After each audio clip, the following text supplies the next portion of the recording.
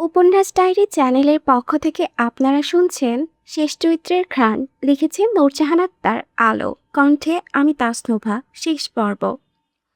রাতের গাঢ় অন্ধকার তখন ফিকে হয়ে এসেছে। পূর্বাকাশে ফুটতে শুরু করেছে রূপালী আলোর রেখা। প্রকৃতি তখনও পুরোপুরি জেগে ওঠেনি। চারিদিক স্তব্ধ, ঘুমে তলিয়ে আছে শহরবাসী। তখন প্রকৃতির নিস্তব্ধতা ভেঙে ফজরে আজানের ধ্বনি শোনা গেল। আল্লাহু আকবার, আল্লাহু আকবার, আসসালাতু খয়রুম মিনান নাওম। এভাবে পুরো আজান শেষ হলো। জানালার গ্রিলে মাথা ঠেকিয়ে বুকে শাহাদত চৌধুরীর ছবি আঁকড়ে ধরে দাঁড়িয়ে আছেন সিমিন। এতক্ষণ চোখ বন্ধ করে আজানের জবাব দিচ্ছিলেন। আজানের জবাব কিভাবে দিতে হয় সেটাও শাহাদত চৌধুরীর কাছ থেকে শিখেছিলেন। গল্পে গল্পে অনেক কিছু শিখতেন তিনি। ভিডিও কল দিয়ে কাপড় গোছাতে গোছাতে দুজন মিলে গল্পের ঝুড়ি খুলে বসতেন। বাড়ির ছেলেমেয়েরা কে কি দুষ্টুমি করলো, কে ব্যথা পেয়েছে, কার জ্বর এসেছে, কে ঠিকঠাক মতো ঘুমোচ্ছে না, খাচ্ছে না, সব খুঁটিয়ে খুঁটিয়ে বলতেন। মেয়েরা অকারণে জেদ করে, শীতলটা একদমই পড়াশোনা করতে চায় না, এমন কত শত অভিযোগ জানাতেন। মন খারাপ হলে ভিডিও কল দিয়ে মানুষটার দিকে তাকিয়ে থাকতেন। ওনাকে এভাবে তাকিয়ে থাকতে দেখে শাহাদত চৌধুরী চট করে বুঝেও যেতেন সহধর্মিণীর মন খারাপ। তখন সুন্দর করে হেসে বলতেন, আমার বেগম জানের মুখে মেঘ জমেছে কেন? বর্ষণ কি আজ নামবে? তোমার যাওয়ার কতদিন হলো? এই এক বাক্যেই সহধর্মিণীর মনের অবস্থা বুঝে যেতেন। মন খারাপের কারণটা যেন ওনার বুঝতে বেগ পেতে হতো না। তখন হাসতেন, মেয়েদের সাহায্য, সারপ্রাইজ গিফট দিতেন। মাঝে মধ্যে এমন এমন কাজ করতেন সবার সামনে লজ্জায় পড়তে হতো। এ নিয়ে রাগও হতো, হাসিও পেত। একবার ঝগড়া করে সারাদিন ফোন বন্ধ করে রেখেছিলেন। পরে ফোনে না পেয়ে শুদ্ধকে দিয়ে 101টা লাল গোলাপ কিনে সরি লিখে চিরকুট পাঠিয়েছিলেন। মধ্যরাতে শুদ্ধ গোলাপের তোড়াটা দিতে দিতে বলেছিল, তোমার ছোট মানুষটা ভুল করেছ, এবারের মতো মাফ করে দাও। ফোন অন করো, নয়তো মিজুর সাহেব হাত পা ছড়িয়ে কাদার প্রস্তুতি নিচ্ছে। শুদ্ধর কথা শুনে লজ্জায় 3 দিন ছেলেটার সামনেই যেতে পারেননি। তবে যতই ঝগড়া হোক, একদিনের বেশি কথা না বলে থাকতে পারতেন না কেউ। শাহাদত আদরে সুরে কথা বললেই এক নিমিষেই মন খারাপের রেশ মুছে যেত। তখন পেটের কথা হড়হড় করে উগলে দিতেন। এখন কথা বলার মানুষটি আর নেই। পেটের কথা উগলাতে বুকটাও ভার হয়ে আসে। চোখ চাপিয়ে অশ্রু ঝরে, কিন্তু বলতে পারেন না, কারণ কথার সঙ্গী হারিয়ে গিয়েছে। হারিয়ে গিয়েছে ওনার ভালোবাসার মানুষটিও। আজকাল ঘুম আসে না, রাত জেগে বসে থাকেন, নয়তো কোরআন পড়েন। উনি আজকে অপেক্ষা করছেন নতুন এক সকালের, যে সকালে ওনার কলিজার টুকরো বাড়ি ফিরবে, আম্মু আম্মু করে ডেকে বুকে চাপিয়ে পড়বে।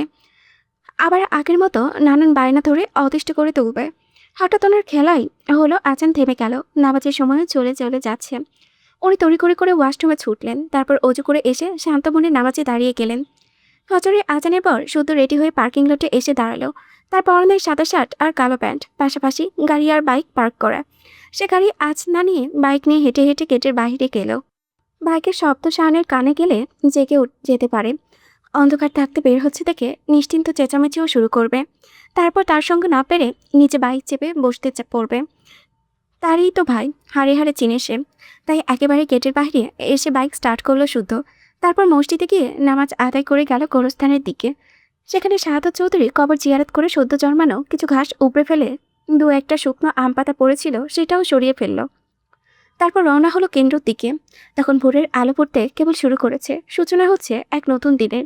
আজ নববর্ষ। রাস্তায় মানুষ কিচকিচ করবে, জনজাট বাঁধবে। জামে আটকানোর ভয়ে সে সকাল সকাল বেরিয়েছে, যদিও এটা অজুহাত মাত্র।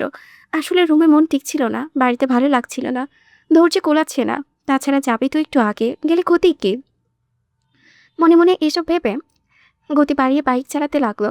ফাঁকা রাস্তা, টাইম বেশি লাগবে না। ঘড়িতে তখন 6টা। তখন শাওনের নাম্বার থেকে কল এলো। সে বাইক থামিয়ে কল রিসিভ করে জানালাম রওনা দিয়েছে। সে একা যাচ্ছে দেখে বকাবকি করে কল কাটলো। জানালার সেও আসবে ঠিক। শুদ্ধ বারণ করলো। কি দরকার ভাঙা পা নিয়ে ছুটে আসার? অতঃপর এক বুক আশা নিয়ে কেন্দ্রে পৌঁছালো শুদ্ধ। ঘড়িতে তখন সকাল 7:30, অথচ কেন্দ্রের কার্যক্রম শুরু হয় সকাল 9টায়। শুক্র শনিসহ সরকারি ছুটির দিন কেন্দ্র বন্ধ থাকবে।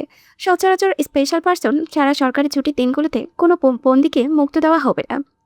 তবে শীতলকে দেওয়া হচ্ছে, কারণ সময় মতো তার কাগজপত্র জমা এবং সব ঠিকঠাক থাকায় তা সম্ভব হয়েছে। আর এটাকে সম্ভব করেছে ইফতেখার নাবিল। এজন্য শুদ্ধ ওনার প্রতি কৃতজ্ঞ। আজ সম্ভবত ইফতেখার নাবিল উপস্থিত থাকবেন না। ছুটির দিন হলেও 2জন অফিসার কেন্দ্রে থাকেন। আর ওনাদের সঙ্গে গত রাতেই ইফতেখার নাবিল কথা সেরে রেখেছে। জানিয়েছিলেন ফর্মালিটিস গত রাতেই সম্পূর্ণ করা হয়েছে। বের হওয়ার সময় যেন তাতে হেনস্থা না করা হয়। যে কাজ বাকি রয়েছে দ্রুত সেরে যেন ছেড়ে দেওয়া হয়। শুদ্ধ কেন্দ্রের বাইরে বাইকের উপরে বসে আছে, মাথা ব্যথায় চোখ তুলে তাকাতে পারছে না। তাই কিছু খেয়ে মেডিসিন নিল। গায়ে জ্বর আসার পূর্বাভাস। ঘড়ির কাঁটা ঘুরেছে 7টা, 8টা, 9টা। 10টা বেজে 10 মিনিটে ভেতরে প্রবেশের অনুমতি পেল সে। রাগে শরীরখানা ঝলঝলে নীরবে সায় দিল। আর কিছুক্ষণই তো। অতঃপর শুদ্ধকে বসিয়ে রেখে শীতলকে আনার জন্য একজন মহিলা পুলিশ পাঠানো হলো। সেই যে গেল, ফেরার নামই নেই। ওদিকে মুক্তির আগে জেলার দায়িত্ব থাকা এক চিকিৎসক শীতলের স্বাস্থ্য পরীক্ষা করলেন। শারীরিকভাবে সুস্থ কিনা বা তার শরীরের আঘাতের চিহ্ন আছে কিনা সেটা নোট করে নিলেন, যাতে বের হওয়ার পর বাড়ির লোক আঙুল তুলতে না পারে। শীতলকে যেদিন গ্রেপ্তার করা হয় সেদিন পরনে ছিল কলেজ ড্রেস। মাথায় সাদা হিজাব থাকলেও কানে গায়ে হাতে ছিল বাড়ির সব পরা সাধারণ গয়না। একটি প্রাপ্ত শিকারী রশিদে স্বাক্ষর নিয়ে সেসবও ফেরত দেওয়া হলো। বন্দির পোশাক বদলে শুদ্ধর আনা পোশাক পরতে বলা হলো। সেসব নিয়ে শীতল নিজেকে পূর্বের সাথে সাজালো। এরপর মহিলা পুরুষের সঙ্গে ধীরে ধীরে অফিস রুমে এসে দাঁড়ালো। তার উপস্থিতি বুঝে শুদ্ধ তাকাতেই দুজনে চোখাচোখি হলো। কেউ দৃষ্টি সরালো না, বরং চোখে চোখ রেখে একে অপরের দিকে তাকিয়ে রইল। দুজনের চোখের কোণে জল জমল। ঠোঁটে ফুটল এক চিলতে প্রাপ্তির হাসি। শীতলের পরনে তার দেওয়া গোলাপি রঙের গোল জামা, সঙ্গে সাদা সালোয়ার আর ওড়না। চুলে লম্বা বেনুনি সামনে এনে রাখা, কানে ছোট্ট স্বর্ণের দুল, গলায় চেন আর হাতের আঙুলে তার দেওয়া রিং, পায়ে একজোড়া ঝুনঝুনি ছাড়া চিকন নূপুর। অবশ্য গোলকাল আদরে মুখখানা শুকিয়ে গিয়েছে, চোখের নিচে কালি, তবে সুতোর কাছে খুব আদরে লাগছে। এই তো তার ব্যাঙাচি। এভাবেই তো স্বাস্থ্য তার শীতল। এই সাজ, এই মুখ, এই চাহনি, এই হাসি সব তার চেনা, সব আপন। এভাবেই তো তার ভালো থাকা লুকিয়ে আছে। আগে এই ছোট্ট সব শরীরটাকে বুকে জড়িয়ে নিতে শান্ত হতো, শান্তি পেত। এদিকে সব কাজ শেষ। চূড়ান্ত রেজিস্টারে স্বাক্ষর করে শীতল শুদ্ধর সঙ্গে বেরিয়ে এলো। লোহার গেটের বাইরে এসে মেয়েটা প্রাণ ভরে শ্বাস নিল। মুক্তির স্বাদ অন্যরকম, একটা অন্যরকম আনন্দ। কখনো পাখি পুষবে না সে। বন্দি জীবনের ভীষণ কষ্ট, এতটাই কষ্ট যে ভাষায় প্রকাশ করার মতো না। শীতল কোনো কথা না বলে চুপচাপ শুদ্ধর দিকে তাকিয়ে রইল। শুদ্ধ বাইকের উপরে বসে শীতলের দিকে তাকালো। এভাবে তাকিয়ে থাকতে দেখে সে কিছু না বলেও শীতল বলল, আপনার চোখের পাতা ফোলা কেন? কই, কথা লুকাবেন না। কি হয়েছে? কেউ কিছু বলেছে? কি বলবে সেটাই তো জানতে চাচ্ছি। সত্য শীতলের মুখের দিকে তাকিয়ে রইল। তার ব্যাঙাচি কি চালাক হয়ে গেল নাকি? এত চালাক হলে তো সমস্যা, নিজেকে লুকিয়ে রাখা কষ্ট হয়ে যাবে। তাই খ্যাক করে বলল, কিসব ভুলভাল দেখিস, এই জন্য বেশি বেশি করে মাছ খেতে বলি। আসতে দেরি হলে যে, অপেক্ষা করছিলাম, রাতেও ঘুমাতে পারিনি। কেন পারেননি? শীতল জবাব দিল না, এমন ভাব করেছে যেন কিছুটি জানে না। সত্য বুঝেও না বোঝার ভান করে একটু উঁচু করে প্রশ্ন করল, আমার কাছে আসার জন্য এত তাড়া? আমার বয়ে গেছে আপনার কাছে যেতে, বাড়ি যাব তাই। ও, আমি ভেবেছিলাম কেউ আমার জন্য বাকুল, কি আর করাই। বাড়ি যাওয়ার কথা বলে, তাই তো। উবার কল করে দিচ্ছি, উবারে চলে যান। একথা শুনে শীতল তড়িঘড়ি করে বাইকের পেছনে বসল। বসাটা বোধহয় একটু জোরেই হয়ে গেছে। দুলে উঠল বাইক, ঠোঁট কামড়ে হাসলো শুদ্ধ। তারপর বাইক স্টার্ট করলো সে। বউকে একটু জড়িয়ে ধরবে, দারোয়ান এদিকেই ট্যাপ ট্যাপ করে তাকিয়ে আছে, যেন গরিবের সিনেমা চলছে। বাইকের গতি বাড়াতে পাগলাটির সমীরণ এসে ছুঁয়ে গেল তাদের শরীর। বাতাসে দাপটে উঠতে লাগলো শীতলের চুলার ওড়না। শীতল হঠাৎ আলতো করে সত্তর পিঠে গাল ঠেকালো, চোখ বুজে মন ভরে শ্বাস টানতে লাগলো। কতদিন পর সে চোখ বন্ধ করে সত্তর পিঠে মাথা ঠেকিয়ে বসে রইল। আজ পহেলা বৈশাখ, পুরো শহর রঙে সেজেছে। চারিদিকে মানুষের ভিড়, বেশিরভাগ মানুষের পরনে লাল সাদা রঙের পোশাক। রাস্তার মোড়ে মোড়ে সাউন্ড বক্স বাজছে নববর্ষের গান, কোথাও ঢাকঢোলের শব্দ। আর একটু এগোতেই বিশাল বড় মাঠ, মেলা বসতে দেখা গেল। কত কিছু নিয়ে বসেছে সেই মেলা, কত জিনিস, কত প্রকারের সব জিনিস। খাবারের দোকানগুলোতেও প্রচুর ভিড়। এখন যা আছে আছে, তবে বিকালে মেলা আরও জমজমাট হবে। তখন শুদ্ধ বাইকের গতিটা একটু কমিয়ে বলল, নামবি? না, বাড়ি যাব, শরীর খারাপ করছে, শান্তি লাগছে। থমকে গেল শুদ্ধ, মিররের দিকে একবার তাকালো। তারপর পুনরায় বলল, আমি পকেট ফাঁকা করতে প্রস্তুত, বাইক থামাই, বিকেলে আসবো। আলতা চুড়ি আরও কিসব লাগবে না? পরে নেব। কিছু খেতে চাই, বাড়ি যাব। শুদ্ধ কথা বাড়ালো না, বাইকের গতি বাড়িয়ে দিল। তাতে শীতলও আরও শক্ত করে শুদ্ধকে আঁকড়ে ধরল। পিঠে মাথা ঠেকিয়ে চোখ বুজে নিশ্চুপ হয়ে রইল। মানুষটাকেও ছুতেও যেন শান্তি। চোখের পানিতে শুদ্ধর শার্টের কিছু অংশ ভিজে গিয়েছে, সেটা অনুভব হতেই শুদ্ধ হঠাৎ এক হাত বাড়িয়ে দিল। শীতল সেটা থপ করে ধরল। দেহে প্রাণ থাকাকালীন শুদ্ধ যতভাবে তার দিকে হাত বাড়াবে, সেও ততভাবেই সাড়া দেবে।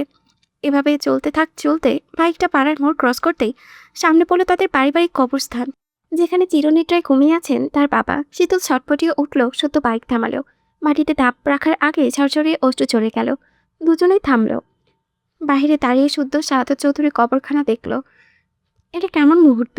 সে আছে, পুরো পৃথিবী আছে, বাবার নাম আছে, পরিচয় আছে, অথচ বাবাটাই নেই। শীতল অশ্রুভেজা ঝাপসা দুই চোখে তাকিয়ে করুণ সুরে বিড়বিড় করল, বাবা, ও বাবা, এই দেখো, আমি এসেছি। অপর পাশ থেকে সাড়া পেল তা। সাড়া দেওয়ার পথ সে চিরতরে বন্ধ হয়ে গিয়েছে।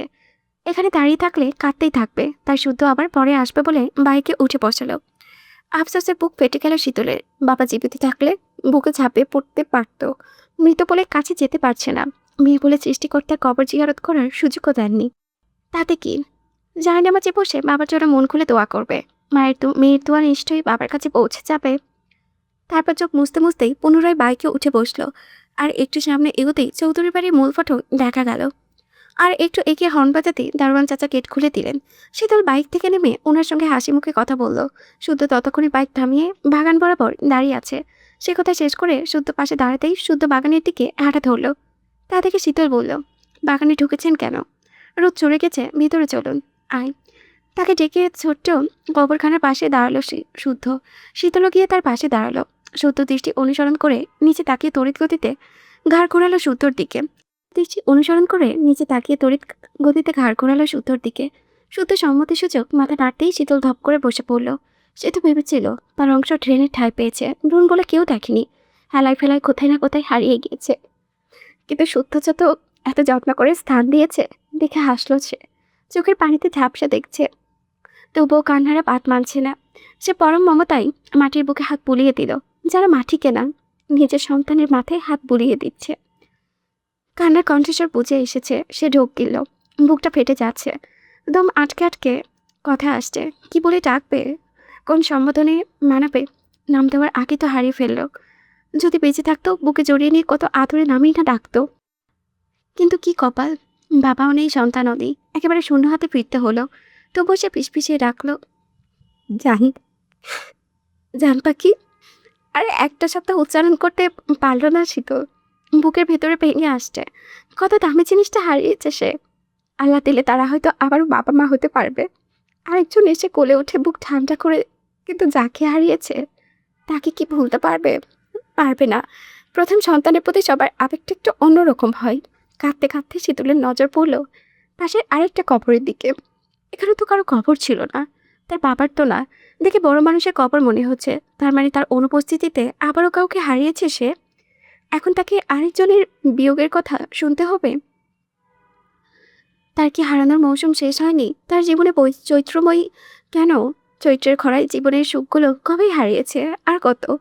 আর কি হারানো বাকি আছে? কি কি হারালে চৈত্রের বিদায় হবে? এত কিছু কেড়ে নেওয়ার পর কি চৈত্রের পেট ভরছে না? তার বহাল অবস্থা দেখে মন ভরছে না? কেন? কান্না ভেজা লালবর্ণ চোখে তাকাতেই শুদ্ধ একদম স্বাভাবিক জবাব দিল, ইয়াসির। কি? শীতলের চোখে মুখে একরাশ বিস্ময় খেলে গেল। হতবাক হয়ে পরেশরও কবরখানার দিকে তাকিয়ে রইল। নীল চোখওয়ালা মারা গেছে কবে? ক্রসফায়ারের আদেশ জারি করা ছিল তার। তবে কি ক্রসফায়ারে মারা গেছে? সে থেমে থেমে জিজ্ঞেস করলো, ক্রসফায়ার? সুইসাইড? শীতলের বিস্ময়ের মাত্রা দ্বিগুণ বাড়ল। চোখের সামনে ভাসতে লাগলো অপূর্ব সুন্দর একজোড়া নীল চোখ। কানে বাজতে লাগলো বাবুই টাকটা। বাঁকারা হয়ে গেল শীতল। অন্যের জীবন থেকে সুখ ছিনিয়ে নেওয়া ওই মানুষটা সুইসাইড করেছে কেন? অন্যের জীবন নিয়ে খেলতে খেলতে বোর হয়ে গিয়েছে, মুড উঠে গিয়েছে। এই জন্য নিজের জীবনটাকেও খেলনা ভেবেছিল নাকি? কেন যেন হাসি পেল তার। হাসতে হাসতে ইয়াসিরের কবরের দিকে তাকিয়ে বলল, আমার জীবনে একটু জায়গা দিইনি বলে আমার সন্তানের পাশে শুয়ে পড়েছেন। এত জেদ কেন আপনার? এত লোভী কেন আপনি? প্রথমে আমার সুখটুকু কেড়ে নিলেন, আমার বান্ধবীকে কেড়ে নিলেন, আমার ভালোবাসার মানুষগুলোর ক্ষতি করলেন। তারপর যখন দেখলেন আমি সন্তান হারিয়ে পাগল প্রায়, তখন আমাকে ভালোবাসার দোহায় নিজেই মরে গেলেন। ঘুরে ফিরে সবার চোখে আমাকে অপরাধী করলেন। এটা কেমন শাস্তি দিলেন আমায়? আমাকে ভালোবেসে আপনি মরেছেন। এই অপরাধ বোধ থেকে আপনাকে ঘৃণা করব কিভাবে আমি? নাকি এটা ভেবেছেন আবার বাচ্চার পাশে শুয়ে থাকলেই সব পাপ মুছে যাবে, সব ভুলে যাবো আমি? এই সুযোগে যত্নার্থে আদরে পায়তারা এঁটেছেন। এই কুচুটিয়া বুদ্ধি পান কোথা থেকে? আমি পারবো না আপনাকে কবরের যত্ন নিতে, পারবো না। কবরের পাশে গাছ লাগিয়ে কবরে গাছের ছায়া তলে রাখতে। কেন রাখবো? আমি কিন্তু কিচ্ছুটি ভুলিনি ইয়াসির খান, কোনোদিন ভুলবো না। সবসময় সব জায়গায় জোর খাটিয়ে নিজের জায়গা দখল করতেই হবে আপনাকে? করবেনই তো। আপনি বরাবরই লোভী, পাপী, বদলোক একটা। এতদিন বেঁচে থাকতে আমার সুখ সহ্য হয়নি, এখন মরে গিয়েও শান্তি দিলেন না। ভিলেন, সারা জীবন ভিলেনই থেকে গেলেন। একথা বলে শীতল উঠে দাঁড়ালো। দুই হাতে চোখ মুছে শুদ্ধর হাত আঁকড়ে ধরে চাওয়ার জন্য পা বাড়ালো। কি ভেবে আরেকবার পেছনে ফিরে মরি মরি বলল, আমি আপনাকে ভালোবাসার আশ্বাস দেইনি, ভালোবাসিনি। যখন যা করেছেন নিজের ইচ্ছাই করেছেন, তাই চাওয়া না পাওয়ার ঠেলায় আমাকে টানবেন না। আমি শুরু থেকে যার থেকে ভালোবাসা শিখেছি তাকেই মন প্রাণ উজাড় করে ভালোবেসেছি। একথা বলে আর দাঁড়ালো না, শুদ্ধের বাহু আঁকড়ে ধরে সামনে এগোতে লাগলো। শুদ্ধ এতক্ষণ চুপ করে থাকলেও হঠাৎ একটা প্রশ্ন ছুড়ে দিল, যদি প্রশ্ন করি তাকে ভালোবাসলি না কেন? তার তো মেয়ে পাগল করা নীল চোখ ছিল, অবৈধ টাকার পাহাড় ছিল, তোকে নাকি ভীষণ ভালোবেসেও ছিল। এতই ভালোবাসা বেশি ছিল যে না পেয়ে মরেই গেল। আমি তো কখনো এত ভালোবাসতে পারবো না, বিরহে মরে গিয়ে দুনিয়া কাঁপানো প্রেমের ইতিহাস রচনাও করবো না। তবে শীতল এবার না চাইতেও হেসে ফেলল। শুদ্ধর বাহুতে মাথা রেখে হাঁটতে হাঁটতে বলল, সমুদ্রের নীল জলের দিকে তাকালে মন জুড়িয়ে যায়, বুকে শান্তি নেমে আসে, কিন্তু যে জল মনকে শান্ত করে তা কিন্তু তৃষ্ণা মেটাতে পারে না। তার লবণাক্ত স্বাদ পান করার যোগ্য না, বরং জোর করে পান করালে নিজেরই ক্ষতি। একথা শুনে শুদ্ধ হাতে থামিয়ে দিল। শান্ত দৃষ্টিতে তাকিয়ে রইল পাশে দাঁড়ানো শীতলের মুখ পানে, তবে মুখে আর কিছু বলল না। তবে শীতল সিমিনকে ডাকতে ডাকতে দৌড়ে বাড়ির ভিতরে ঢুকে পড়ল এক ছুটে। ফিরে এলো। এভাবে আশায় শুদ্ধর বুকে সজোরে ধাক্কাও খেলো। শুদ্ধ ব্যথা পেয়েছে, সে ধমকে কিছু বলার আগে শীতল তার পেছনে লুকালো। তখন একে একে শায়ন, রুবাব, অর্ক, হাসান, কামরান, স্যান্ডি, আজম বেরিয়ে এলো। শায়নের হাতে ফুলের মালা। সে হাসতে হাসতে মালাটি শুদ্ধর গায়ে গলায় পরিয়ে দিতেই বাকি সহ একসাথে গাইতে শুরু করলো, সুয়াছন্দ ফুলের মালা সখীগণে লইয়া আইলা, কৃষ্ণ তিলাই রাধার কালে বাসর হইল উচালা। গানটি গাইতে গাইতে শুদ্ধ শীতলের চারিপাশে ঘুরছে তারা।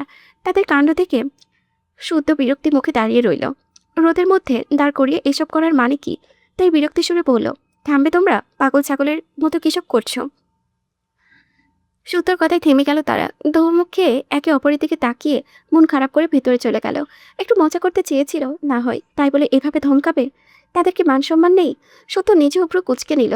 তার গুণধর ভাই ও বন্ধুরা এত ভদ্র হয়ে গেল, তা তো হলো তো ভালোই। সে এবার পেছনে লুকিয়ে শীতলকে বলল, বাড়ি এসে ছুটাছুটি শুরু হয়ে গেল, হাতে চালাকাঠ তুলতে হবে। একথা বলে শীতলকে নিয়ে ভিতরে ঢুকতে যাবে, তখন আবারও সবটা হাজির, মুখ বেজা করে পথ আটকে দাঁড়িয়ে আছে। এভাবে ঢুকবে কিভাবে? তাদের সরতে বলে তারা আগে আচমকা ঝাপাট করে পরপর কয়েক বালতি রঙ্গোলা জল এসে পড়লো তাদের গায়ে। তারপর একযোগে শোনা গেল, শুভ নববর্ষ, রঙে রঙে রঙিন হোক তোমাদের জীবন। মুহূর্তেই কাকবেচা হয়ে গিয়েছে শুদ্ধ আর শীতল। এই পুণ্যের কাজখানা করে দাঁত বের করে হাসছে শায়ন, রুবাব, অর্ক, সান্ডি, হাসান, আজম, কামরান, শ্যাম্য, সৃজন। তাদের এখন কি বলা উচিত ভেবে পেল না শুদ্ধ। বিজেপুরে 100 হয়ে কটমট করে তাকিয়ে রইল ভাই ও বন্ধুদের দিকে। বিরক্তি নিয়ে চেঁচিয়ে বলল, তোমরা কি মানুষ হবে না? কি করলে এটা? না, মানুষ হয়ে আর কি হবে, একদিন তো মরেই যাব। একথা বলে নিজেরা নিজেই খ্যাক করে হাসতে লাগলো। তখন সিরাত অন্তদন্ত হয়ে এসে আরেক বালতি রং শুদ্ধ শীতলের গায়ে ঢেলে দিলেন। শুদ্ধ শীতল হতভম্ব হয়ে তাকিয়ে রইল মেজমার দিকে। কিছু বলার সুযোগ পেল না তারা। তার আগে উনি শাহানদের দিকে তাকিয়ে বলল, হতছাড়া তোল, যেই আমি মাছটা উল্টাতে গেছি অমনি আমাকে ছাড়াই কাজ ছেড়ে ফেলেছিস। কি ভেবেছিস নিজেরাই টাকা হাতাবি? খবরদার ভুলেও একটা কথা ভাববি না, নয়তো তোরাও আজ তোদের বউ পাবি না। একথা বলে শুদ্ধর পেছনে দাঁড়ানো শীতলের দিকে তাকালেন। ভাইয়ের কাণ্ডে শীতল হাসবে নাকি কাঁদবে বুঝতে পারছে না। এতদিন পর বাড়ি ফিরে শেষে কিনা রঙগোলা জল দিয়ে অভিনন্দন। যদিও ব্যাপারখানা মন্দ লাগেনি, বাড়ি ঢুকতেই তাকে বলা হয়েছে শুদ্ধর পাশে দাঁড়াতে, তাদের নিয়ে রাজকীয় অভিনন্দন জানানো হবে। এই কারণেই তো দৌড়ে এসে পেছনে লুকালো। এতদিন পর শুদ্ধকে দেখে সিরাত এগিয়ে এসে বুকে জড়িয়ে নিতেই সিমিন, সিতারা, স্বর্ণ, শখ, ঐশ্বর্য উপস্থিত হলো। চোখে জল নিয়ে চলল মিলন পর্ব। চারাপাত, সাফওয়ান চৌধুরী সবার পরে মেয়েটার সঙ্গে কথা বলার সুযোগ পেলেন। শীতল ভেবেছিল আর কাঁদবে না, কিন্তু বেহায়া চোখের জল শুনলে তো আজ বাড়িতে বড় আপু, মেজো, চাচু আর তার বাবা থাকলে কি খুব ক্ষতি হয়েছে তো। শীতলের চোখে পানি দেখে চারাপাত চৌধুরী তার মাথার উপরে ভরসার হাত রাখলেন। আদরের স্বরে বললেন, আমার মা আজকাল আমাকে বাতিলের খাতায় রেখেছে। বড় আপু পর হয়ে গিয়েছি, তাই না? অথচ তোমার বাবার আগে আমার আঙ্গুল আঁকড়ে ধরেছিলে তুমি। আমি কোলে বুকে এসে আমাকে বড় করেছে। আমার আরেক মা তুমি। তুমি সামান্য কষ্ট পেলে এখন আমার বুকে এসে পিঠে, অথচ তুমি তোমার বাবার জন্য কেঁদেই যাচ্ছ। আমি কিছুই না, বাবা নেই, বড় আপু আছি না। শীতল চারপা চৌধুরী হাতটা কপালে ঠেকিয়ে নীরবে অশ্রু ঝাড়ল। সে বলেনি বাড়ির কাউকে ভুলেনি, কারো ভালোবাসা বলেনি, আপনদের ভুলা চাই। তখন সাফওয়ান চৌধুরী গরম জিলাপি এনে শীতলের মুখের সামনে ধরে বললেন, শুধু তোমাকে না ভাই, আমাকেও বাতিলের খাতায় রেখেছে। শীতল জিলাপিটা একটু কামড় দিয়ে সাপন চৌধুরী হাতটা ধরল। উনি যত্ন করে শীতলের চোখে পানি মুছে দিলেন। এত কান্নাকাটি সহ্য হলো না শখের। সে বোনকে নিচের দিকে টেনে জড়িয়ে ধরল। কাঁদতে বারণ করে যত্ন করে মুখ মুছিয়ে দিল।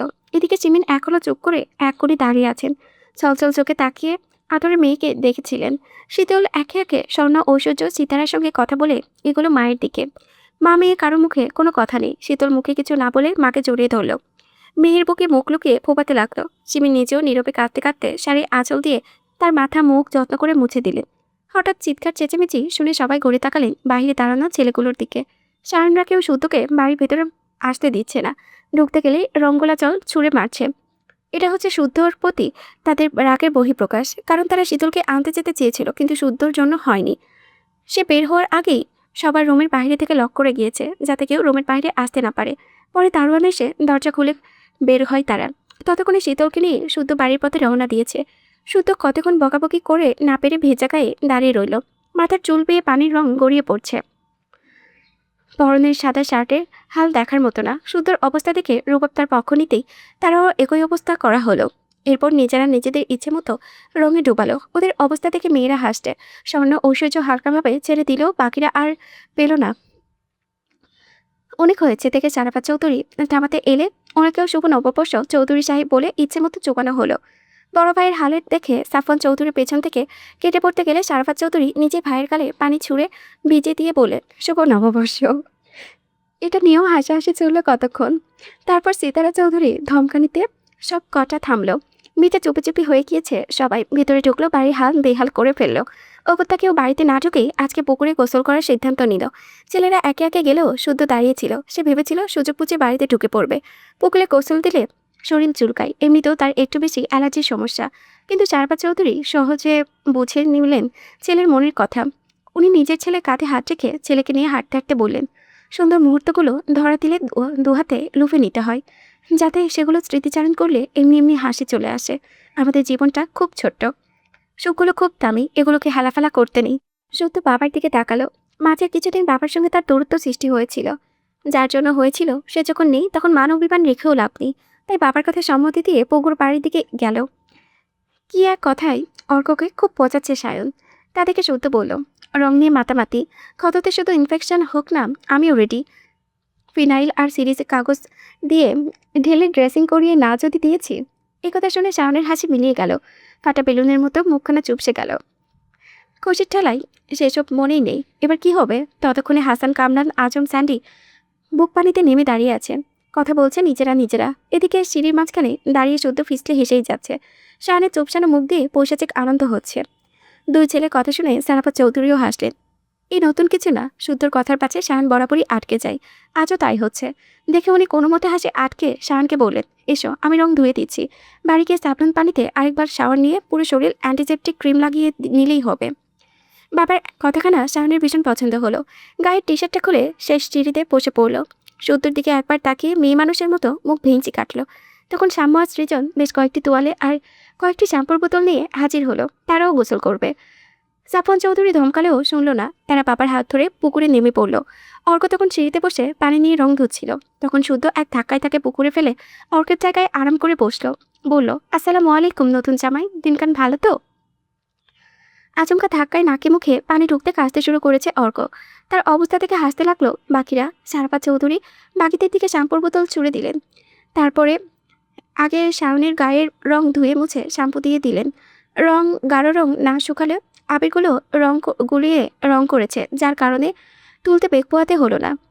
উনি খুব যত্ন করে রং তুলে দিচ্ছেন দেখে শায়ন তাকালে শুদ্ধর দিকে। দুই ভাইয়ের চোখাচোখি হলো, ঠোঁটে মুচকি হাসি। বাকিরা মুখে কিছু না বললেও মুগ্ধ হয়ে দেখল সেই দৃশ্য। শায়ন হয়ে গেল সারাফাত চৌধুরী এবার এলেন শুদ্ধর কাছে, যেটা একদমই আশা করেননি শুদ্ধ। উনি শার্ট খুলে ইশারা করলো শুদ্ধের বিনা বাক্যে খুলে ফেললো। একইভাবে তার গায়ে রং তুলে মাথায় শ্যাম্পু করিয়ে দিলেন। তারপর বাবা ছেলে একসাথে পুকুরের পানিতে নেমে পড়লেন। বাকিরা পুরো পুকুর সাঁতরে বেড়ালেও শুদ্ধ আগে মাথা মুছে শুরু করলো। তার শরীর চুলকাতে শুরু করেছে। তাকে দেখে শায়না উঠে এলো। বাকিরাও উঠে পরনের পোশাক ধুয়ে কোমরে তোয়ালা পিছিয়ে বাড়ির দিকে হাঁটা ধরলো। তারা যাচ্ছে, সাম্য আগেই বাড়ির ভেতরে জানাতে বাড়ির মেয়ে বউরা সেখান থেকে সরে গেল। ওনারা জানেন বুঝ হওয়ার পর ছেলে মা চাচিতে সামনে একেবারে খালি গায়ে যায় না। স্বর্ণের কথা ভেবে এর নিচের একটি রুমে থেকেছে সায়ন স্বর্ণ। সায়ন তার রুমে গেল, রুবাব গেল তার রুমে। শুদ্ধ বন্ধুদের নিয়ে উপরে গিয়ে দেখলো তার রুমে তালা ঝুলানো। আবার কতগুলো চেঁচামেচি করে চাবি চাইলেও সায়ন দিল না। এরা যে কাজ শুরু করেছে। এসব করতে করতে দুপুরে আজান পড়ে গেল। অর্ক মাঝে মাঝে এখানে আসে বিধায় তার কিছু পোশাক এখানে রয়ে গিয়েছেন, কিন্তু বাকিদের সেই চিন্তা অবশ্য করতে হলো না। গতকাল রাতে বাড়ি ফেরার পথ গাড়িতে থাকা সবাইকে শপিং করে দিয়েছে সায়ন। বাদ যায়নি শুদ্ধর বন্ধুরও, কারণ তার বোন বাড়ি ফিরেছে। শুদ্ধ রুম এখনও তালাবদ্ধ, তাই শীতলের আগের রুমে শুদ্ধ, সায়ন, কামরান, সান্ডি, অর্ক আর আজম শুয়ে বসেছিল। বাকিরা রুমে গিয়েছে পোশাক পরিবর্তন করতে। বাড়ি ফেরার পর থেকে শুদ্ধ শীতলে দেখা পায়নি, আসেও নি একবার এদিকে। কেন এক সুতোই কি আসা চায় না? তা আসবে কেন? কেবল তো শুরু হলো তার প্রতি অবহেলা। এখন চৌদ্দ গোষ্ঠীকে সময় দিতে পারলেও তাকে নজরে পড়বে না। ব্যাঙাচির ঘরে ব্যাঙাচি। একবার শুধু হাতের কাছে পাক, একটু পরে গলা ফাটিয়ে চিৎকার করতে করতে সাম্য খেতে ডাকতে এলো। অগত্যা একে একে তারা নিচে গেল। এতক্ষণে শীতলে দেখা পেল শুদ্ধ। সোনালি পালে লাল টুকটুকে সুতির শাড়ি পরে ডাইনিং টেবিলে খাবার সাজাচ্ছে। মেঝে চুলগুলো আধখোপা করে রাখা। শখ ঐশ্বর্য স্বর্ণের পরনেও শাড়ি, তবে সবার কালার ভিন্ন। একবার চোখাচোখিও হলো। বরকে দেখে দূরে রেখে বউ সেজে ঘুরে বেড়াচ্ছে। এদিকে শায়েস্তা করা ফরজ হয়ে গিয়েছে। ছেলেরা আগে খেতে বসলো। কতদিন পর খাবার টেবিল ভরে উঠল। নানান পদের খাবারে মোমো করছে। হই হই করতে করতে বেশ তৃপ্তি নিয়ে খেয়ে উঠল। নানান পদে খাবার তো 3 বেলাতেই রান্না হয়, কিন্তু খাওয়ার আনন্দটুকু কারো মধ্যেই দেখা যায় না। এত হইচই হয় না। অবশেষে বাড়ির স্বাভাবিক হচ্ছে। সুখ ফিরেছে, আনন্দরাও ফিরেছে। এবার কারো নজর না লাগুক। ছেলেরা খেয়ে গেস্ট রুমে চলে গেলে বাড়ির মেয়ে বউরা একসাথে খেতে বসলো। কতদিন পর শীতল খাবারেও হাত ছোঁয়ালো না। জিমিনের হাতে পেট পরে খেলো। আজ অনেক ভাত খেয়েছে। খেয়ে নাকি সোজা হয়ে দাঁড়াতে পারছে না। দাঁড়ালে নাকি মনে হচ্ছে পেট খুলে যাবে। তাই সে কোমরে হাত রেখে মিটিমিটি হাসতে হাসতে ধীরে ধীরে হাঁটছে। এবার আর কারো বুঝতে বাকি রইল না। শীতল আসলে স্বর্ণকে বোঝাচ্ছে। স্বর্ণ হাসতে হাসতে কেন যেন চোখ ঝাপসা হয়ে যাচ্ছে। শুধু কি স্বর্ণ, বাকিরাও খিলখিল করে হাসছে। সারাপাত চৌধুরী যেতে যেতে শুনলেন এই হাসির শব্দ। ওনার বাগানের একটা ফুল ঝরে গেলেও বাকি ফুলেরা নতুন করে বাগানে সৌরভ ছড়াচ্ছে, সুখ বিলাচ্ছে। ওনার ঠোঁটেও মৃদু হাসি ফুটে উঠল। দুপুরে খাবার খেয়ে গায়ে পাঞ্জাবি জড়িয়ে বাগানের দিকে তাকাতে তাকাতে বেরিয়ে এলেন। হাঁটতে হাঁটতে শাহাদত চৌধুরী কবরের পাশে চুপ করে বসে রইলেন। মুখে কোনো কথা নেই, কোনো অভিযোগও নেই, কোনো অভিমানও নেই। রোজ আসেন আর এভাবে বসে থাকেন। ওদিকে ছেলেদের খাওয়া দাওয়া নাকি বেশ হয়ে গিয়েছে বেশি, তাই হাত পা ছড়িয়ে বসে আছে। শুদ্ধ পুনরায় রুমের চাবি চাইল, কিন্তু সায়ন গুরুত্বই দিল না। রুমের চাবি দিচ্ছে না, আবার ব্যাঙ্গাচিকেও কাছে পাচ্ছে না। এবার তার মেজাজ চড়ে গেল। রাগে ফুসতে ফুসতে ফোন স্ক্রল করতে লাগলো। তখন রূপা বলল বিকেলে বাড়ির সবাইকে নিয়ে মেলায় যাবে। অর্ক জানালো তার শালিকা বাড়ি ফেরার আনন্দে সে বাইরে ডিনার করাবে। সান্ডি কামরানির দিকে একবার তাকিয়ে শুদ্ধর দিকে একটা সাদা খাম এগিয়ে দিল। ইশারায় সেটা দেখতে বললে শুদ্ধ নিয়ে খুলল। নরওয়ে হানিমুনে প্যাকেজ, তাও 15 দিনের। সে কিছু বলার আগেই হাসান শুদ্ধর কাজ চাপড়ে বলল ঘুরে আয়, ঘোরাঘুরি করলে মাইন্ড ফ্রেশ হয়। এবার নিজেদেরও একটু সময় দে, ভালোবেসে দিয়েছি। এই নিয়ে ভারতে একটু শব্দও করবি না। হঠাৎ হানিমুন প্যাকেজ কেন? একথা শুনে কামরান শুদ্ধকে ধাক্কা দিয়ে বিছানায় ফেলল। তারপর তার ঠোঁট ও আঙ্গুল বলিয়ে আবেদনময়ী সুরে বলার চেষ্টা করলো, বিকজ উই লাভ ইউ যা। তার কাণ্ডে বাকিরা এক জায়গায় উচ্চ শব্দে হেসে ফেলল। পুরুষালী হাসি ঝঙ্কারের রুমের প্রতিটি দেওয়াল প্রতিধ্বনিত হতে লাগলো। শুদ্ধ কামরানকে লাথি মেরে সরিয়ে উঠে বসলো। এরকম হারামি বন্ধু থাকলে শত্রু দরকার হবে না। তারপর সে বলল কিছুদিন বাড়িতে থাকুক, তারপর কোথাও যেতে চাচ্ছিলাম। বুঝি তো বন্ধু, এই জন্যই তো 1 সপ্তাহ পরে টিকিট বুক করেছি। বাহ, তোর এত বুদ্ধি হলো কিভাবে? বউয়ের মার রেগুলার খাচ্ছিস নাকি? ওই আর কি। হাসান দীর্ঘশ্বাস ফেলতেই বাকিরা পুনরায় হাসতে লাগলো। এত গল্পকথার মাঝে শায়ন বেরিয়ে এলো। তারপর প্রায় 20 মিনিট পর ফিরে এসে বন্ধুকে বলল, আয় ভাই, শীতল কোথায়? সারা বাড়ি খুঁজেও পেলাম না তো। ছোট আম্মুর রুমে রুমে দেখেছ? রুম, ছাদ, বাগান কোথাও নেই সে। কোথায় গেল মেয়েটা? উঠো, চল দেখতো একটু। আমি পা নিয়ে জোরে হাঁটতেও পারছি না।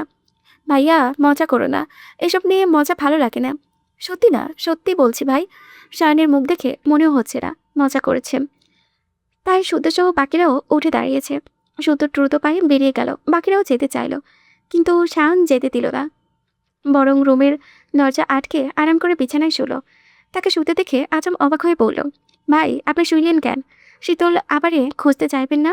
না, যার বউ সেই খুঁজুকা, বউ যার পাড়া তার। এই কথা শুনে বাকিরা মুখ চওড়াচৌড়ি করে হেসে ফেলল। শাহান কুল মানে নিশ্চয়ই কাহিনী আছে। ওদিকে শুদ্ধ সাত বাগান প্রতিটি বাড়ি প্রতিটি আনাচে কানাচে খুঁজে না পেয়ে বড় গেটে কাছে গেল। দারোয়ানকে জিজ্ঞেস করে জানালো বাড়ি কেউ বের হয়নি। তাহলে গেল কোথায়? বাড়িতে আসতে না আসতে টেনশন দেওয়া শুরু। চালাকাটের মার পড়েনি বহুদিন। গাছে উঠে বসে নাই তো। সে এবার গেল পেয়ারা গাছের তলায়, ভালো করে খুঁজলো কিন্তু সেখানেও নেই। তবে গেল কোথায়? তার পছন্দের জায়গা বলতে বাগান ছাদ, নয়তো তার রুম। রুমের কথা মনে পড়তেই সে আর না দাঁড়িয়ে নিজের রুমের দিকে হাঁটা ধরল। দ্রুত সিঁড়ি পেরিয়ে রুমের সামনে গিয়ে দেখলো লক খোলা। রুমের মধ্যে ঢুকেও কাউকে পেল না, তবে কিছু ফুল, ফেরি লাইট আর সুগন্ধ ক্যান্ডেল দিয়ে অসম্ভব সুন্দর করে সাজানো রুম। সে রুমে দৃষ্টি বুলাতেই হঠাৎ দরজার পেছন থেকে কেউ বলে উঠল, শুভ জন্মদিন আমার শেহজাদা। হঠাৎ চেনা কণ্ঠস্বর শুনে তড়িৎ পেছনে তাকালো শুদ্ধ। তার সামনে শীতল দাঁড়িয়ে আছে, পরনে লাল রঙের শাড়ি, কোমর সমান লম্বা খোলা চুল, চোখে কাজলের টান আর ঠোঁটে ভুবন ফোলানো মিষ্টি হাসি। হাত কান গলায় লেটেস্ট মডেলের সাধারণ কিছু গয়না, তবে নজর আটকালো তার দেওয়া কোমরবন্ধনীতে হাতে লাভ শেপের রেড ভেলভেট কেক। রুমের হালকা হলদেটে আলোয় ভীষণই আদুরি দেখাচ্ছে। দীর্ঘ অপেক্ষার পর এমন মোহনীয় রূপে দেখছে তাকে। শুদ্ধ অনড় হয়ে তাকিয়ে রইল। দৃষ্টি গাঢ় হলো। কথারা কথারা পথ হারালো। বুকে ধুকপুকানি বেড়ে গেল। আচ্ছা, কি সম্বোধনে ডাকলো তাকে? শেহজাদা, আমার শেহজাদা, বা একেবারে রাজকীয় সম্বোধন। এসব কোথা থেকে শিখে এসেছে? হ্যাঁ, আজ 14 এপ্রিল, তার শুভ জন্মদিন। বছরের শুরুতেই পৃথিবীতে এসেছিল সে। আর এই দিনটির কথাই প্রতিবারে ইচ্ছে করে বলে যায়, যাতে প্রিয়জনরা তাকে মনে করিয়ে দেয়। কিন্তু এবার সত্যি বলে গিয়েছিল। তাছাড়া কেউ মনে করিয়ে দেয়নি। বিশেষ কাউকে দিয়ে বিশেষভাবে শুভেচ্ছা জানাবে বলে কি এত আয়োজন? তা এসব কার পরিকল্পনা? নিশ্চয় শাওনের। শুদ্ধ আর ভাবতে পারল না, দৃষ্টিও সরল না। মাদক চাহনিতে তাকিয়ে রইল। মনে পড়ে গেল সমুদ্র নিয়ে বাগানে বলা সেই কথাগুলো। তখন একটা কথা দিয়ে অনেক কিছু বুঝিয়েছে শীতল। কি আশ্চর্য তাই না, যে মেয়েটা একদিন ভালোবাসা শেখানোর আবদার করেছিল, মিথ্যে ভালোবাসার দাবি নিয়ে তার সামনে দাঁড়িয়েছিল, আজ সে সত্যিকারের ভালোবাসা বুঝতে শিখেছে, চিনতে শিখেছে, ভালো ও মন্দের তারতম্য ধরতে পেরেছে। তার বিশুদ্ধ পুরুষের খুব গোপনে লুকানো ভালোবাসা নাগাল পেয়েছে। আর আফসোস নেই, এতটুকুই যথেষ্ট। তবে বুকটা ভার হয়ে আছে, তীব্র ছটফটানিতে ভীষণ অস্থির লাগছে। অবুঝ মন বারবার মনে করিয়ে দিচ্ছে, কখনো বুকের জ্বালা কমাবি, তাকে একটু বুকে টেনে নিবি না? অনেক তো হয়েছে, এবার ধৈর্যের বাঁধ ভেঙে ফেল। সীমাবদ্ধতা ভুলে যা, মাত্রাকে যাত্রা করে তার মাঝে হারিয়ে নে। কিন্তু ধৈর্যের বাঁধ ভাঙতে চাইলে সকালে বাইক থামিয়ে জড়িয়ে ধরতে পারত, কিন্তু তাতে তার মন ভরত না, বুকের জ্বালা জোড়াতো না, বরং তৃষ্ণা আরও বাড়ত। কিন্তু এখন দগ্ধ বুকে শান্তি নামানো বড্ড প্রয়োজন। শীতলকে এই বেশে এই রূপে দেখে ধৈর্যের বাদটুকু নিমিষেই গুড়িয়ে গেল। তাই নিজেকে সামলানোর চেষ্টা করল না, শুধু শীতলের দিকে তাকিয়ে তার এক হাতে বুকের বাপাশে রেখে বলল, এখানে ভীষণ ব্যথা। কথাখানে শুধু বলতেই দেরি, তবে কেক রেখে ছুটে আসতে দেরি হলো না শীতলের। তীরে আষ্টে পড়া উত্তাল ঢেউয়ের মতো সে ঝাঁপিয়ে পড়ল শুদ্ধের প্রশস্ত বুকে। আচমকা এমন ধাক্কায় শুদ্ধ এক কদম পিছিয়ে গেল। পরক্ষণে নিজেকে সামলে দুই হাতে শক্ত বাঁধনে বুকের সঙ্গে মিশিয়ে নিল। এতদিন পর, এত নিবিত্র রজনীর পর, এত অপেক্ষার পর শীতলের প্রিয় পুরুষের বুকে ঠাঁই পেয়ে হাসল না, বরং তার গলা জড়িয়ে ধরে শব্দ করে কেঁদে উঠল। ভীষণ করুণ শোনালো কান্না। সে শুদ্ধর বুকের ভেতরে ঢুকে যেতে চাইল, কিন্তু পারল না। তাই আরও শক্ত বাঁধনে শুদ্ধর গলা জড়িয়ে ধরল। তারপর কাঁদতে কাঁদতেই বলল, খুব পড়িয়েছি না, আর দূরে যাব না, আর কষ্টও দেব না, আমি সরি, খুব সরি। শুদ্ধ জবাব দিল না। জবাব দেওয়ার অবস্থা কি আছে সে শুধু শীতলকে নিচের বুকের সঙ্গে আরও জোরে চেপে ধরল, যেন এই দুই দেহের মাঝে এক চুলও দূরত্ব না থাকে। তবে শুদ্ধ কিছু বলছে না দেখে শীতল পুনরায় ব্যাকুল সুরে কাঁদতে কাঁদতে বলল, আমার বুকে ভীষণ ব্যথা, আমারও খুব কষ্ট হয়, আমি আরেকটি বার মা হতে চাই, আমার শূন্য কোলে পূর্ণ করতে চাই। কথাটি শেষ হতেই শীতল টের পেল ওর কাঠটা ভিজে যাচ্ছে। ওর কান্না আচমকা থেমে গেল। শুদ্ধ চওড়া পিঠে মৃদুভাবে কেঁপে উঠেছে। বুঝতে বাকি রইল না শুদ্ধর তপ্ত অশ্রুতে কাপ ভিজে যাচ্ছে। যে মানুষটা এত বড় জ্বরঝাপটার পরেও শক্ত ছিল, সে অবধ শিশুর মতো ফুপিয়ে কাছে। তার মনে এই বুকেও সন্তান হারানোর ক্ষত জমেছিল, সন্তানের জন্য কষ্ট পাচ্ছিল। শীতল এবার নিজেকে ছাড়িয়ে নিতে গেলে শুদ্ধ পাতল আটসাটে হলো। এতদিন ধরে বুকে জমা কষ্টগুলো কান্না হয়ে ঝরে পড়তে লাগলো। খানিক বাদে নিজেকে একটু সামলেও নিল। তারপর শীতলকে বুক থেকে সরিয়ে দু হাতে ওর মুখটা তুলে ধরল। শীতল তখনও ফোপাচ্ছে, বোচা নাকটা লাল হয়ে গিয়েছে। সে যত্ন করে তার চোখ মুছে দিতে দিতে বলল, হবে, সব হবে, কিন্তু তার আগে তোকে সুস্থ হতে হবে। আমি সুস্থই আছি। এভাবে না, প্রেগনেন্সি জার্নিটা খুব কঠিন। পুরোপুরি সুস্থ হতে হবে। বেশি বেশি করে খেয়ে দুর্বলতা কাটাতে হবে। শরীরে পর্যাপ্ত রক্ত তৈরি করতে হবে। তাছাড়া একবার অ্যাক্টোপিক প্রেগনেন্সি হলে বারবার হওয়ার সম্ভাবনা থাকে। ডাক্তার দেখিয়ে পরামর্শ নিয়ে তারপর আমরা বেবি নেওয়ার প্ল্যান করব, যাতে সে হারানোর ব্যথায় পুনরায় পড়তে না হয়। তাহলে কালই ডাক্তারের কাছে যাই। শুদ্ধ একটু হাসলো, শীতলের কপালের মাঝখানে আদর রেখে বলল, আগে ঠিকমতো খাওয়া দাওয়া কর। শরীরের যে হাল, ডাক্তার দেখে দুজনকে ধরে পেটাবে। বাল্যবিবাহের দায়ে একবার জরিমানা খেয়েছি, এবার ডাক্তার না কেস খাওয়াই। জরিমানার কথা শুনে শীতল হেসে ফেলল। কেন জানি জরিমানার কথা মনে পড়লেই দুনিয়া কাঁপিয়ে হাসতে ইচ্ছে করে তার। ভাগ্যিস জরিমানা হয়েছিল, না হলে বৃদ্ধ বয়সে এই নিয়ে ঝগড়ার একটা টপিক কম হয়ে যেত। তাকে হাসতে দেখে শুদ্ধ সুন্দর করে বুঝিয়ে আবারও বলল, বাড়িতে দুটো বেবি আসছে, ওরা আসুক, রোবাবটাও চলে যাবে। ঐশ্বর্য একা হাতে সব সামলাতে পারবে না। আমরা ছাড়া ওর আর কে আছে বল? ওই পুচকে দুটো আস্তে আস্তে তুইও নিজেকে প্রস্তুত করে ফেল। কি বোঝাতে পারলাম? শীতল শুদ্ধর বুকে কপাল ঠেকালো। সবই তো বোঝে, কিন্তু মন তো মানে না। বিশেষ করে ছোট্ট কবরখানা দেখার পর বুকটা আরও শূন্য লাগছে। সন্তান যে বাবা মায়ের কাছে এতটা দামি তা আগে বুঝিনি। এখন সদ্য সন্তান হারিয়েছি তো, তাই স্বার্থপর হয়ে শুধু নিজের কথা ভাবতেই ইচ্ছে করছে। কথাটা শুনে শুদ্ধর বুকে মোচড়ে উঠল। সে আর কিছু না বলে শীতলকে বুকে টেনে নিল। ওভাবে কতক্ষণ দাঁড়িয়ে রইল হিসেব নেই। সময়কাল আজ স্তব্ধ হয়ে যাক। অনেকক্ষণ পর শীতল নিজেকে মুক্ত করে কেকটা শুদ্ধর সামনে নিয়ে এলো। শুদ্ধ শীতলকে টেনে নিচে কোলে বসিয়ে নিল। দুজন মিলে একসাথে কেক কাটলো, একে অপরকে খাইয়ে দিল। খাওয়া শেষে শুদ্ধ শীতলের কাঁধে থুতনি রেখে চোখ বুঝল, ফিসফিস করে বলল, সেই ঘটনার দুপুরে মন ভরে ঘুমিয়েছিলাম, তারপর ঘুম ছুটে নিয়েছি। কতদিন তোকে বুকে জড়িয়ে ঘুমাই না, এখন একটু ঘুমাই।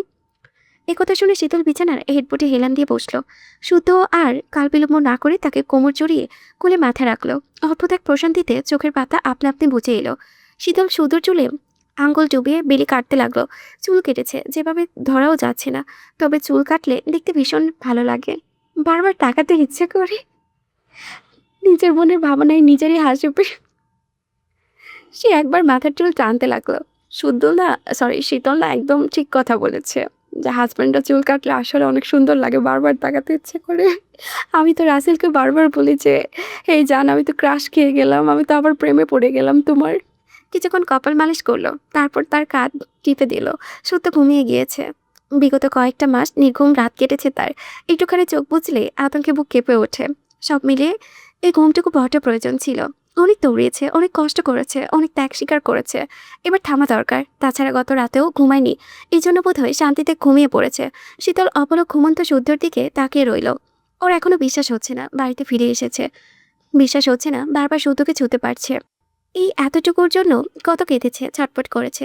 শুদ্ধর নিঃশ্বাসে পেটে বাড়ি খাচ্ছে। একটু সুরসুরিও লাগছে যদিও, কিন্তু নড়লে যদি ঘুম বেঁকে যায়। তাই সেভাবে বসে থাকতে থাকতে নিজেও ঘুমিয়ে গেল। বাইরে তখন বেলা ডুবে গিয়েছে। মাগরিবের আজানের পর শুদ্ধর ঘুমটা ভাঙল। চোখ খুলে দেখে রুমটা অন্ধকার হয়ে আছে। উঠে লাইট চালিয়ে শীতলকে সুন্দর করে শুইয়ে দিল। সময় দেখে তড়িঘড়ি করে অজু করে এসে নামাজে দাঁড়িয়ে গেল। মসজিদে যাওয়ার মতো সময় নেই। সালাম ফিরিয়ে দেখে শীতল তার দিকেই তাকিয়ে আছেন। চোখে মুগ্ধতার চাহনি। সে কিছু বলল না একেবারে। মনোজাতে সেরে বলল, নামাজ না পড়লে বউ পেটানো জায়েজ, কাল থেকে পড়ব। এবার থেকে মুখে আর বলবো না। তবে কি মারবেন? কি দিয়ে? যেটাতে আপনি ঠান্ডা। মেহগনির চারা কাঠ খুব লাগে, লাগার জন্যই মারি। একথা বলে জায়নামাজ গোছাতেই শ্যাম দৌড়ে এসে রুমে প্রবেশ করলো। হড়বড় করে বলল, শুদ্ধ ভাই, শান ভাই পড়ে গিয়ে পা মুচকে গেছে, জলদি। শ্যাম কথা শেষ করার আগে শুদ্ধ রুম থেকে বেরিয়ে গেছে। তার পিছু শীতল আর শ্যাম দৌড়ালো। শ্যাম সত্যি সত্যি পড়ে গিয়ে ব্যথা পেয়েছে। আজ অনেক ছোটাছুটি করে এমনিতেই পা ব্যথা করছিল, কিন্তু একথা যদি স্বর্ণ বা শুদ্ধ জানে তাকে শুলে চড়াবে, তাই লুকিয়ে পেন কিলার খাওয়ার জন্য ড্রয়িং রুমে এসেছিল। কিন্তু পায়ের নিচে পানি একদমই খেয়াল করেনি। সৃজন পানি ঢালতে গিয়ে ফেলে দিয়েছে। মা বকবে বলে পালিয়েছে। সেই পানিতেই পা দিতেই শ্যাম চটপটাং। খুব ব্যথা পেয়েছে ছেলেটা। চোখ মুখ কুচকে নিয়েছে, না চাইতেও ঝরঝর করে অশ্রু ঝরে গেছে।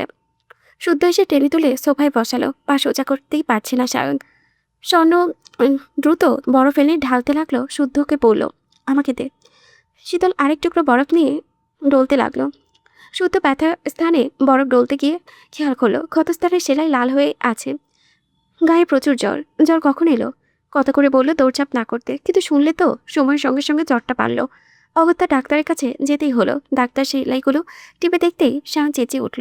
কোনো মতে গালি আটকালো, কিন্তু ডাক্তারের কান বরাবর খুশি বসিয়ে বলতে ইচ্ছে করলো, হারামজাদা, এটা তোর বইয়ের শরীর না, পেশেন্টের পা, আস্তে টিপ।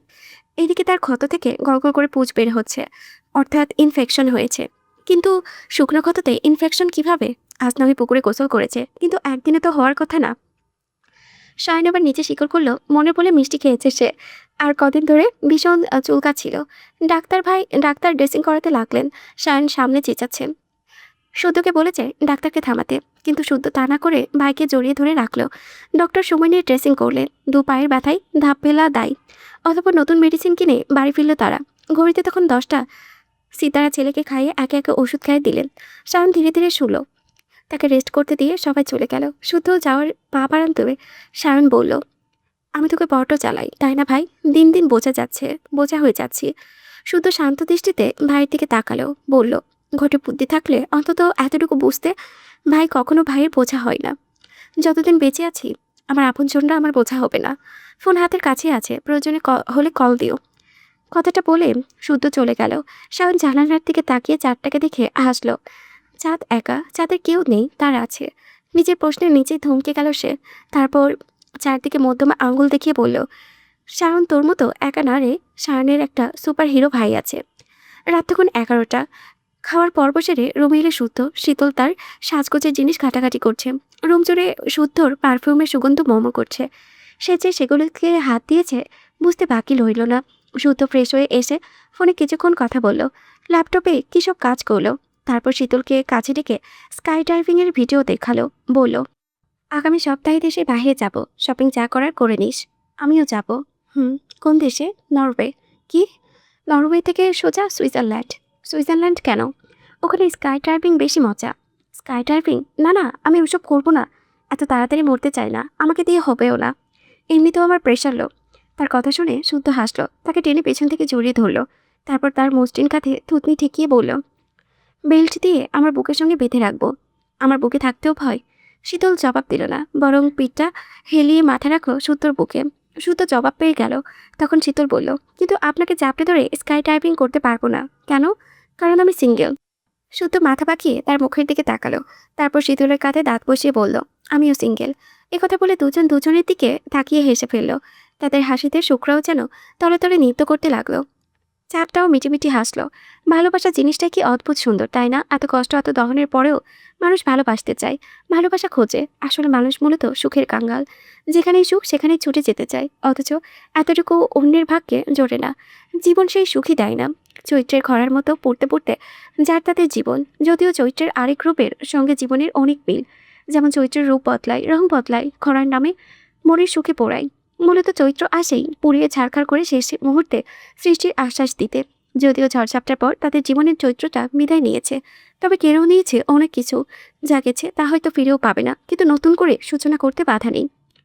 তারা না হয় এক পৃথিবীর সমান ভালোবাসা নিয়ে আবারও স্বপ্ন বুনবে, একসাথে বাঁচবে, হাসবে, একে অপরের শক্তি হয়ে শেষ চৈত্রের ঘানের মতো মিষ্টি সুবাস ছড়াবে। সমাপ্ত।